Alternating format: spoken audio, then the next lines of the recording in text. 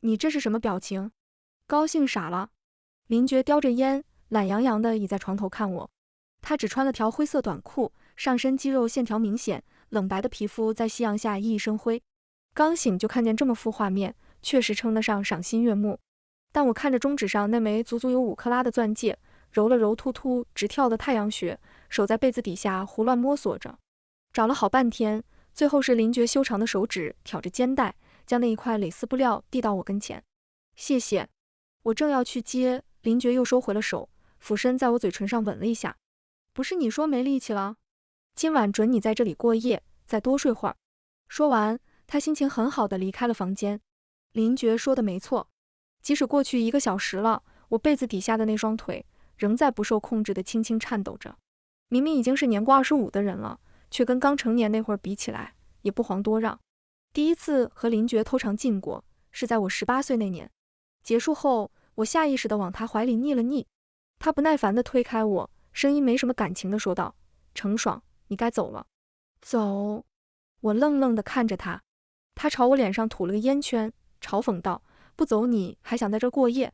你以为你是我女朋友啊？不是吗？”我看着他颈间暧昧的红痕，这3个字差点脱口而出。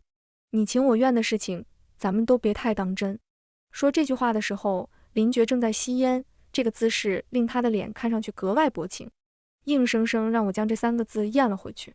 林觉和我做尽了最亲密的事情，可他却拒绝承认我是他女朋友。我们不清不楚的关系就这么维持了好多年，直到今天我下意识地摩挲着手里的戒指。他说要娶我。林觉的床品很舒服，上好的蚕丝被，我闭上眼睛就直接睡到了第2天中午。简单洗漱过后，我下楼，走到一半就瞥见客厅里林觉和他那群狐朋狗友正在打扑克。林觉的声音悠悠传来：“娶什么娶啊？就一床搭子，既干净又听话，送来上门的，不睡白不睡。”脚步一顿，就听见他继续说：“露露最近跟我闹脾气呢，小姑娘不知道从哪儿学的，还会冷暴力了。我就不信，她听说我要结婚了，还坐得住。”有人问他：“要是你家露露真回来找你了，你准备拿程爽怎么办？”“大不了退婚呗。”林觉耸耸肩，无所谓道：“刚订婚就退，你不怕程爽跟你闹？结婚还有离婚的，我就跟他求个婚，还能被他缠一辈子不成？再说了，你不了解程爽，他比狗还听话。到时候我随便哄他2句，保管没事儿。我去，还得是你啊，林大少。”刺耳的哄笑声此起彼伏。别墅里安装了地暖，可我却觉得脚底仿佛有股寒意正缓缓往上攀升，空荡荡的胃里一阵翻涌，有点恶心。思绪万千时，脚边突然传来一阵湿热的触感，低头一看，是林觉养的阿拉斯加。他不知何时来了我身边，正伸出那条湿漉漉的舌头舔我的小腿。我猝不及防，被吓了一跳，尖叫一声。这下可好，林觉以及他那帮狐朋狗友就齐刷刷地望了过来。林觉看到我的第一眼，脸色就沉了下去。他的兄弟们看了看我，又瞥一眼林觉阴沉的脸，集体摆出非礼勿视的模样。林觉扔下牌，大步走到我面前，脱下外套裹在我身上，从小腹到脖子裹得严严实实，然后半拉半强迫地把我往楼上带。一回房间，他怒视着我：“你穿成这样满屋子乱晃什么？”我低头看看自己，细肩带的蕾丝睡裙，白皙的脖梗和锁骨都露在外头。再看看他，他余怒未消，眉间挤出一个很深的川字。我淡淡道：“我又不知道你朋友他们在。”林觉仍然逆着我，虽然一言不发，但脸色明显和缓了些。可很快，他像是想起什么似的，浑身一凛，摸了摸鼻子，问我：“你什么时候醒的？”“就刚刚啊。”我坐在床上，仰面看着他，这个几分钟前还笑得魂不吝的男人，此时眼底掩不住的慌张。慌张什么呢？怕我搅乱他的计划，还是怕狗一样听话的人忽然变得不那么听话？这慌张是假的。我知道，若是我全盘托出，他大概只会破罐子破摔。不愿意啊，不愿意，那我找别人。我比任何人都清楚林觉恶劣的本性。我在心里冷笑一声，舌尖一转：“陈妈今天在吗？我想吃她熬的鲜虾粥了。”林觉盯着我的脸看了2秒，随即僵硬的面部肌肉逐渐舒展开来。“鲜虾粥是吧？等着。”林觉大张旗鼓地在朋友圈晒了他求婚的照片，图片上两只戴了戒指的手紧握在一起，上面的钻石闪烁着耀眼的光辉。我毫无印象，大概是林觉趁我睡着时拍的吧。这条动态很快在我们共同的社交圈里激起了千层浪，手机不断震动着，全是祝福信息，来来回回都一个意思，大概是恭喜我终于守得云开见月，明了云云。我干脆调了静音，低头处理起了工作。忙到晚上，闺蜜西西给我打来电话，接起扑面而来的第一句话就是：“程爽，林觉真跟你求婚了。”你答应了？我还没来得及回答，她就开始破口大骂：“傻缺吧你程爽，衣柜那么多顶帽子，你就这么缺顶绿的？”她挂了电话，给我发过来一条视频。林觉常去的那间酒吧，音乐声震天，突然闯进了一个白裙子女孩，清秀的脸上粉黛未施，与周围嘈杂的环境格格不入。她红着眼睛质问林觉：“你要结婚了？”这大概就是林觉口中的露露了。卡座上所有人都安静了下来，看戏的视线在林觉和露露身上来回切换。林觉手里还拿着酒瓶，懒散地靠在座椅上。“是啊，怎么了？”露露的眼睛更红了，眼球上蒙上一层水雾，泪珠要掉不掉的，看上去楚楚可怜极了。她甩了林觉一耳光，咬牙道：“林觉，你混蛋！”说完，她就冲出了酒吧。林觉被打了，反而笑得更加恣意，紧接着追了上去。画面一转，大马路边上，林觉和他纠缠着。林觉还是那副懒洋洋的死样子，他看着露露，神情似笑非笑：“我结不结婚干你什么事儿啊？你是我什么人？你说不结就不结。”露露攥着裙摆，脸涨得通红。林觉眸光一暗，摁住她的后脑勺，恶狠狠地堵住了她的嘴巴。露露象征性地挣扎了几下，很快瘫软在他怀里，两个人吻得如痴如醉。视频看完了，西西的电话也打了过来，这回连床搭子都算不上了，直接拿你当工具人。姐们儿，这婚还结吗？我正要开口，这时飞机的广播声飘进了电话那头。西西一愣：“程爽，你人在哪儿呢？”“飞机上。”“什么？”我叹了口气：“西西，其实林觉因为什么跟我求的婚，我早就知道了。他打断我，所以你现在受不了爱情上的打击，要当逃兵？”西西啧了一声，语气里满是恨铁不成钢：“你走得再远有什么用？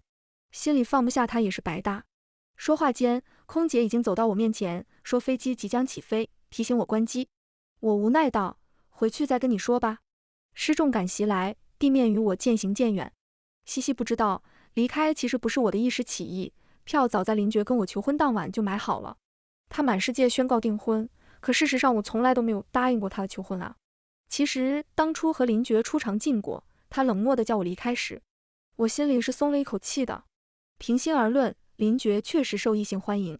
她漂亮的皮囊、放荡不羁的性格以及优越的家世，总是轻易就能令女生疯狂。可我与她一同长大，她什么性格我再了解不过了。强势、霸道、桀骜不驯，又以自我为中心。谈恋爱时，这些勉强算得上情趣，但真要结婚，可谓是要多糟心有多糟心。我是个死颜控，睡过林觉这种极品，别的男人就很难再看得上了。再加上林觉眼高于顶，虽然表面一副浪荡样，却从不乱搞男女关系，活好又干净。虽然时不时要拉下脸哄他的少爷脾气，但这段关系里，我绝不是吃亏的那一方。当然，还有更重要的一点，我与林觉之间若有似无的暧昧氛围，是两家人都看在眼里的。我那对势利眼爸妈发现有机会能攀上林家这棵大树，自然不会再催促我相亲。而林家夫妇知晓自家儿子是个什么脾性，难免对我心生愧疚。毕业后，我接手家里公司，生意场上没少沾他们的光。所以当林觉跟我求婚时，我心里咯噔一下，直接从头凉到了脚底。恰巧这时国外分公司有工作急需我处理，我抓住机会，当晚就让助理把票订了。我看着窗外的夜景，缓缓吐出一口气。幸好林觉只是拿我当工具人，没想真的娶我。幸好原以为林觉和他的露露和好，应该顾不上我。谁知下飞机的第二天，他就给我打来了越洋电话：“程爽，你一言不发跑国外去做什么？现在立刻给我订票回国。”我艰涩道：“我不回去。”他愣了一下，沉着声音道：“露露的事情你都知道了？”“既然你已经有了真正喜欢的人，那我们……”我一时不知该用什么词语来形容我们这段诡异的关系，半晌干巴巴道：“我们就断了吧。”谁知林觉嗤笑一声：“程爽，你现在以退为进，玩得挺溜啊。”想用这招刺激我跟露露分手，那你就打错算盘了。要断是吧？行，如你所愿。他啪的一下就挂了电话。我从网上复制了一些 emo 文案，发了几条仅林觉可见的朋友圈。林觉这人，你若是云淡风轻，他指不定哪天来了兴致，还会回过头来纠缠。但若是你哭哭啼啼，他反而觉得没劲儿，恨不得跑得越远越好。我熄灭屏幕，只觉得压在胸口的那块巨石终于消失了。助理敲响我办公室的房门，提醒我来谈合作的科技公司新贵到了。这人程序员出身，我原以为会是个戴黑框眼镜、沉默内向的理工男形象，谁知见到他的第一眼，我知道是我太狭隘了。男人抬眼，宽长的眼尾挑起一抹清俊的弧度。他身穿剪裁考究的黑色定制西装，肩上披着同色系的大衣，手上的腕表点亮了一身的低调奢华。见我推门进来，他起身朝我伸出一只手，宽肩腿长，胸前的布料鼓鼓囊囊，我踩着高跟鞋才看到他下巴的位置，目测至少有185往上。你好，陆钊。声音低沉动听，像是有人刚拨动了大提琴的琴弦，听得人心间一颤。你好，程爽。我与他相握，一触即分。美色当前，赏心悦目归赏心悦目，但我更感兴趣的还是他手里的新技术。一旦与他攀上线，我有信心，程氏集团的业务规模在未来的5年里能扩展到现在的2倍。助理发来的资料里，陆钊是从一穷二白打拼到如今的地位的。我看着他坐在我对面，思路清晰，语言简明扼要，确实有2把刷子。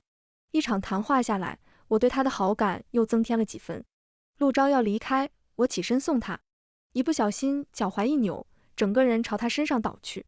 我发誓，真不是故意的。投怀送抱这种最低级的招数我还真不屑用，是新买的高跟鞋还没有磨合好。陆钊眼疾手快地接住了我，手掌抚上我肩上裸露的肌肤，干燥温暖的触感。他指尖一顿，飞快地缩回了手。我转过头，发丝扫过他的脸颊，笑，多谢陆总。不用谢，程总没事就好。他垂下的黑眸看不出情绪，只淡淡地点了点头，很快便带着助理离开了。可我却眼尖地注意到，他的耳根好像红了。茶水间里，我安静地冲泡咖啡。公司里几个小姑娘没发现我的存在，正热火朝天地讨论刚离开的陆钊。刚刚那就是瑞方科技的陆总吧？百闻不如一见，居然这么帅。就是，而且你们看他那鼻子，还有手，啧，真羡慕陆总女朋友啊，吃这么好哎。你们说，陆总他有女朋友吗？我动作一顿，拉长了耳朵。我知道，没有呢。啊，长成这样又年轻有为，怎么可能没女朋友？真的没有，那人坚持，而且啊，这么多年就没听说过他有什么恋爱传闻的。一群人都惊呆了。这时有人迟疑道：“陆总他不会是 gay 吧？”什么啊？你看小说看傻了吧？就陆总那样子，怎么可能是 gay 啊？耳边的议论声逐渐变得模糊，我思绪飘远，脑海里又浮现出了他面无表情却耳根通红的模样，确实好像不怎么与女人亲近过的样子。我身边的圈子里，一个个二代仗着家里有点小钱，女朋友流水似的换，也不怕得病。这么一对比，陆钊简直称得上是股清流了，有点意思。这个人我有点想追。等等，说到这方面，林觉也勉强算得上是清流，只是他如今身边多了个露露，我面无表情地离开茶水间，让助理给我约了下周的体检。我推迟了回国的日期，留在国外的这些日子，几乎每天都会和陆钊碰面。从一开始的公事公办聊工作，到后来偶尔还能闲话家常几句，我们的关系日益亲密。到今天，他已经会陪我排队买当地出名的卡布奇诺了。队伍很长，陆钊像是不太适应这种嘈杂的场合，眉头微蹙。有人迎面走来，即将与我擦身，他护着我的肩膀，将我往里推了推。一连串动作下来，又迅速拉开了与我的距离。毕业后，我就进了自家公司，从基层打拼。那时我隐瞒了身份，见识过男人千奇百怪的丑态，只是说2句话，都恨不得摸一把手，开足了油再走。一顿饭下来，肚子却是空的，被恶心得吃不下。我侧过头打量身旁的男人，他眉骨英挺，十分具有性张力的长相，却硬生生用冷淡的眉眼、疏离的举止包裹自己。于是偶尔从中泄露的一丝荷尔蒙就更令人抓耳挠腮了，心痒痒的，像是被小猫伸了下爪子。陆钊察觉到我的目光，他先是微微侧头避了避，而后浅吸了一口气，扭头问我在看什么。看你长得帅，我脱口而出。他锐利的喉结滚了滚，又别过了脸，耳根再次红了个彻底。不好意思啊，一不小心把心里话说出来了，陆总您可千万别介意。我道歉，我装的。说这话就是故意的，温吞的拉扯已经够多了，是时候在我和他这段关系里下一剂猛药了。于是等咖啡到手，我托腮看了眼他手里的那杯，你这杯好喝吗？你可以试试。陆钊将咖啡递到我跟前，侧过身，似乎想回去多拿根吸管。我故意曲解他的意思，结果直接喝了一口。还是我的好喝，我眯眼朝他笑笑。余光里，陆钊看着咖啡杯怔了怔，最后仰头抿了一口。相处这些天，经过我的观察，陆钊洁癖很严重。如果不是也对我有意，以他的风格，接下来大概只会捏着咖啡杯在手里当个摆设。等我离开，再毫无留恋地将它扔进垃圾桶。可现在，他喝了我唇角的弧度更明显了。见好就该收了，我没多做纠缠，和陆钊在路口分了手。他的迈巴赫绝尘而去，我转身回酒店，一转脸就和西西四目相对。西西眯眼看我，好家伙，我怕你失恋一时想不开，千里迢迢过来陪你，你却早有新欢了。老实交代，他是谁？餐厅里，西西目瞪口呆。所以你压根儿就没想过跟林觉结婚，合着姐妹你演我呢？只不过是当着共友的面哄过林觉2次，他们却集体以为我对林觉情根深重，爱得无法自拔。我耸耸肩，表示自己也很无奈。林觉这种人，玩玩可以，真结婚，这福气我可不敢要啊。所以这么多年你只是缠他身子。我思索片刻，也不全是。你也知道，我想的话，什么样的小鲜肉都包得起。而是，你没发现吗？有了林觉，我爸妈都没催过我相亲了。而且啊，上周林叔叔还给我介绍客户了呢，他和阿姨都是好人，就是不知道生出林觉怎么是这个样子。听完，西西傻眼了，冲我竖起一个大拇指。高，真是高。林觉身上的那点好处，你可真是从头到脚，从里到外，一点儿也不浪费啊。西西说到一半，突然卡壳了。我全然未觉，低头舀一勺面前的慕斯蛋糕，忽然咬到了一个异物，拿出来一看，我惊呆了。这不是我出国前留给林觉的求婚戒指吗？我猛地一惊，抬起头，就听见林觉的声音在身后悠悠响起。哦，我是个什么样子？林觉怒不可遏地拽着我往外走，腕上的大手仿佛铁做的，攥得我生疼。林觉，他充耳不闻。中途，我不小心撞碎了几个玻璃杯。服务员上前欲言又止，林觉直接扔了张卡给他，记我账上。出了餐厅，他将我往墙上一推，骤然逼近，灼热的呼吸尽数喷在了我的脸上。程爽，真能耐啊你！要是没有听见今天这一出，我还不知道你他妈拿我当狗耍。他双眼通红，真像只疯狗，还偏要拿出手机翻开我的朋友圈对到我眼前。演上瘾了是吧？你当初怎么不去学表演呢？我低头去揉手腕，就被他捏着脸，硬生生地抬起头与他对视。他的手掌宽大，青筋暴起，要是再往下挪动几寸，我这条小命可能就没了。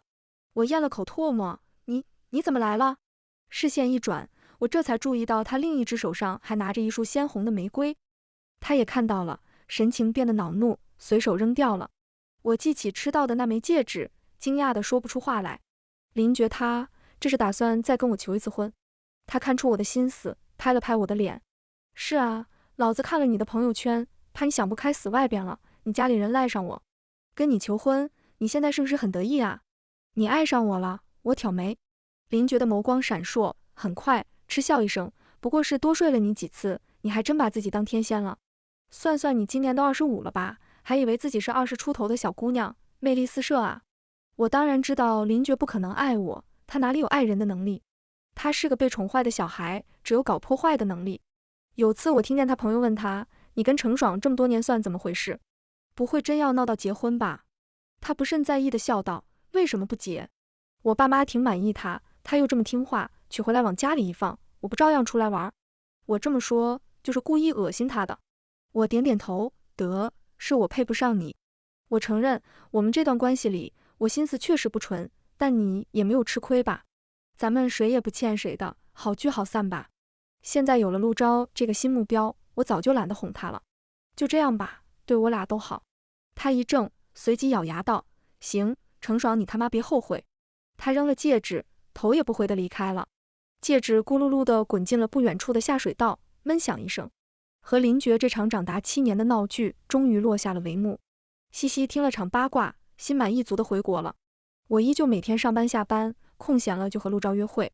情人餐厅里，烛光闪烁，小提琴声婉转。我穿着高跟鞋的脚尖，时不时扫过陆昭的西装裤。今天这场约会注定比往常多了个饭后节目，这是我与他都心照不宣的。放了这么久的线，是时候该我收网了。我看着陆昭映了点点烛光的眼睛，灿然一笑。一顿饭结束，到了该离开的时候，我正要起身，突然肩上多了一双手，将我按了回去。一扭头，就看见林觉提唇笑得森然：“程爽，这就是你的新欢？怎么都不介绍一下啊？”他的来者不善，陆昭也看在眼里，皱眉问我：“程爽，这位是？”我张了张嘴，思考了好几秒，因为和林觉的关系有点复杂，最后只含糊地以一句发小概括。听到这话，陆昭脸色稍缓，林觉却骤然转过头，紧盯我的双眼。哦，发小？他勾了勾嘴角，笑意却不达眼底。这表情我很熟悉，是他生气的前奏。心陡然一沉，我听见林觉拉长了声音：“对，确实是发小，不过是一起吃饭，偶尔还能睡觉的那种发小。”我猛地站起来：“林觉，你够了！”他没闭嘴，还反过来乐不可支地问我：“怎么了，程爽？我哪句话说错了？需要我告诉他你出国前那晚和我用的什么姿势吗？”我一怔，有些慌乱地看了陆昭一眼。虽说现在时代进步了，但我想，像陆昭这种心高气傲的男人，听见这种话，我与他大概是完了。果然，他正从我身上收回视线，眉头轻轻地拧着，眼神复杂，接着一言不发地离开了餐厅。我的心彻底沉了下去。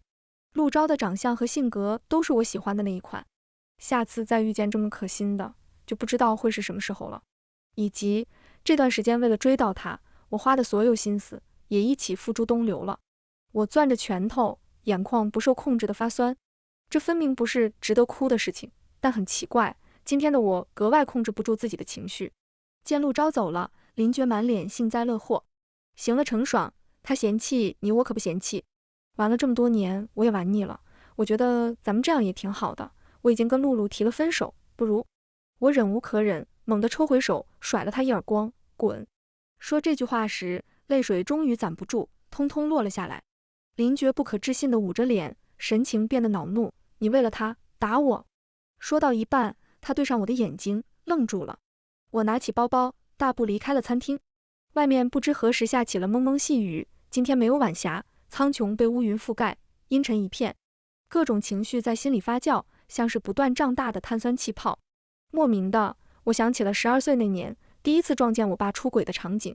在我惊异的目光中，他很淡定地吸了一口烟，说他的事情我妈其实都知道，还说男女之间无非都是这样，利益才是永恒的，等我长大了就会明白。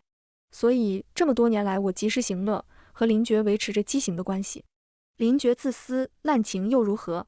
男人都是这样，我何不找一个身材颜值俱佳，能给我带来最大利益的好好享受呢？可是陆昭不一样，他的边界感，对待感情的纯情，是我从未见到过的。他给我一种错觉，一种好像只要和他在一起就能收获真挚感情的错觉。我以为我早已不再渴求这些，因为他，我才知道那些憧憬其实始终埋在内心深处，等待某个契机开始生根发芽。然后陆昭用他的行动将这些憧憬连根拔起。雨好像越下越大了，淋湿了我的脸。我手忙脚乱地去擦，却怎么也擦不完似的。等摸到满手温热，我这才意识到，这些其实都是我的泪水。我长叹一口气，说什么玩玩而已，却把自己也玩进去了。丢人，程爽，你真是太丢人了。下一秒，身后传来一个熟悉的声音：“你这是要去哪？”我回过头，愣在了原地，因为陆昭正打着一把巨大的黑伞站在迈巴赫前，垂眸看我。他居然没走。车里，陆昭将一个大牌购物袋递给我，里面是条和我身上款式相似的裙子。我正茫然，突然瞥见裙子旁边还放着2包卫生巾。我呼吸一滞，猛地低下头。我的白裙子上，不知何时已经开满了点点红梅。生理期竟然提前了，我的脸涨成番茄色，忍住了捂脸的冲动，问他：“你刚才离开就是为了给我买这些？”也不全是。陆昭沉吟片刻，我以为那种场合你会希望我回避。确实，若是陆昭不走，以林觉那张嘴，指不定还会吐出更难听的话。我看着手里的裙子出神，心里好像涌过了一股暖流。迈巴赫在我住的酒店门口停下，我下车扭头一看，发现陆昭竟然也跟着下来了。走啊，不是说请我去你房间听刚淘到的黑胶唱片？陆昭对着正站在原地发呆的我挑了挑眉。邀请他一起听唱片，其实跟邀请他回家看猫后空翻的意味殊途同归。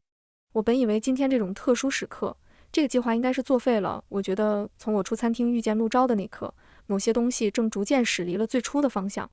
唱片听完了，陆昭坐在我身旁，和我一起用投影仪看起了电影。此时已经过了凌晨，他这架势，难道是要在我这里过夜？我不由自主地想起了林觉。某天他来我的公寓，正好撞上我的生理期。他不耐烦地轻啧一声，捞过外套就要离开。我拉了拉他的袖子，脸因为痛经皱成一团。林觉，你能帮我买包卫生巾上来吗？他不可置信，我一个大男人，给你买这种东西，丢不丢人？你自己不会点外卖？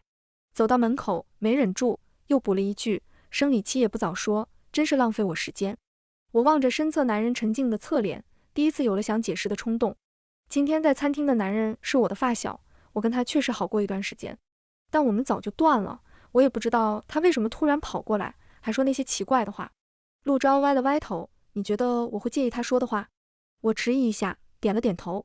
很多男人嘴上都说自己不介意，但亲眼看见和亲耳听见的，总归还是不一样。陆昭笑着弹了下我的额头，你真傻，这种事情跟吃饭喝水一样，是人的本能，我有什么可介意的？当然了，你更无需为此感到羞耻。说出那些话时，他为什么不觉得羞耻？就因为性别不同吗？我自以为足够清醒，却好像潜意识里也接受了外界赋予的价值观。我在他清澈的瞳仁中看见了自己，心中闪过一丝异样的感觉，好比将一个被冻僵的人置于温水中，他的第一感觉是不是？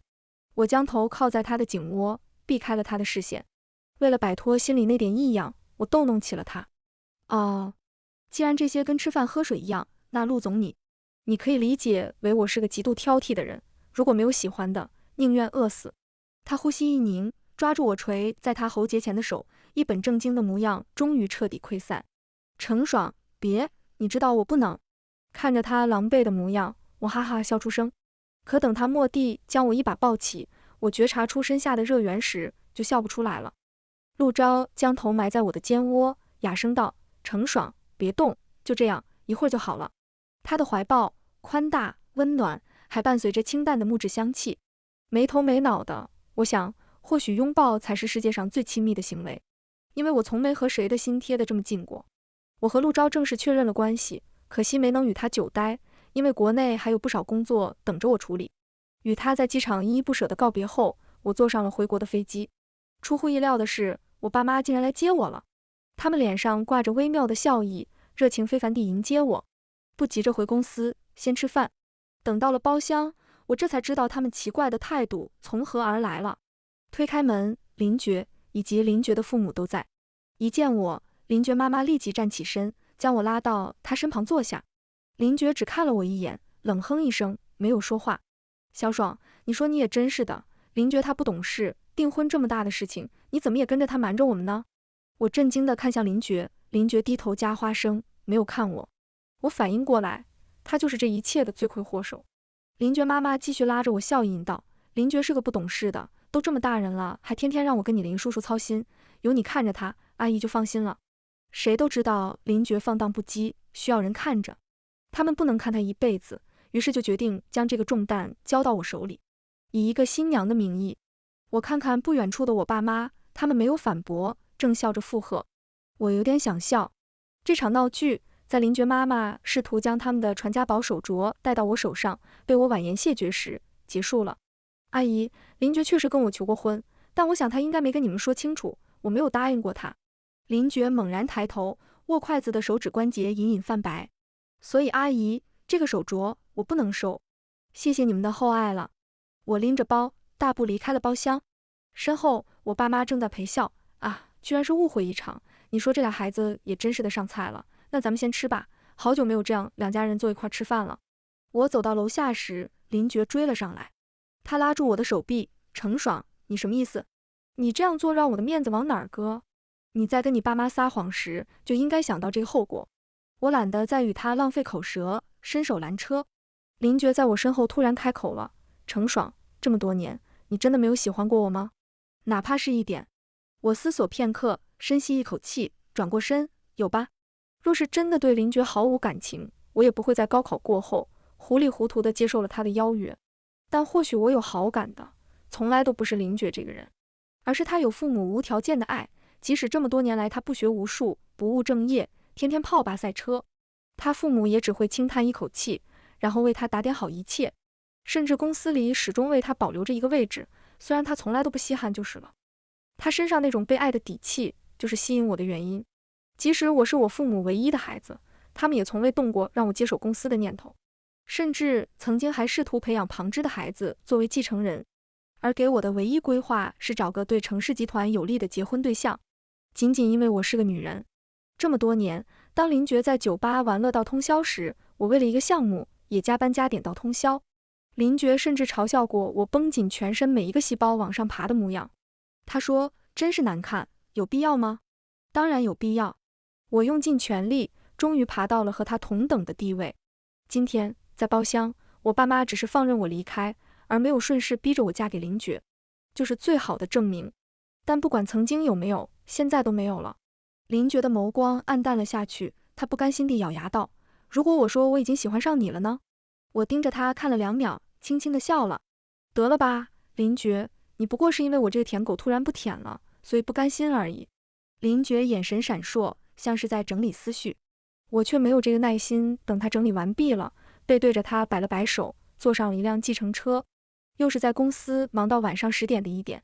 我拖着疲惫的身躯离开公司大楼，这时瞥见了不远处一个熟悉的身影。陆钊正倚在一根柱子旁，抱着双臂笑盈盈地看我。见到他的那一瞬间，我只觉得满身的疲惫都飞走了，尖叫一声，扑进了他的怀里。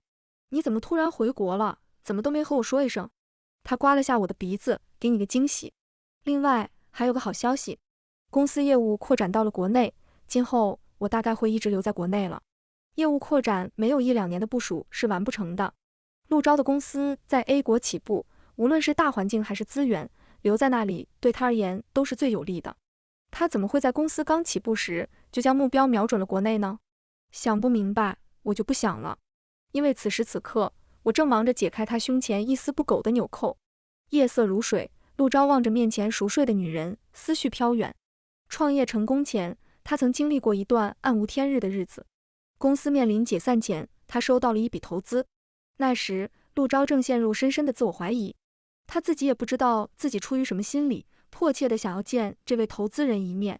路上，他得知投资人是一位企业家的独女，他猜这大概是个无忧无虑、不知人间疾苦的年轻女孩吧。可等他来到投资人公司楼下，见到的却是他蹲在墙角里痛哭，哭完，一抹眼泪再次投入了战场。踩着高跟鞋的背影摇曳生姿，从骨子里透出来的蓬勃的生命力。多少个坚持不下去的夜晚，他都会想起这个背影。那抹生命力好像在他心里埋下了一颗小小的种子，抽丝发芽，最终长成了一棵参天大树，从此所向披靡。陆钊吻了吻他的脸颊，轻声说：“谢谢，还有我爱你。”这个故事到这里就结束了，感谢您的收看。如果您喜欢这个视频，就给我点赞订阅一下吧。衷心祝您吉祥如意，万事顺心。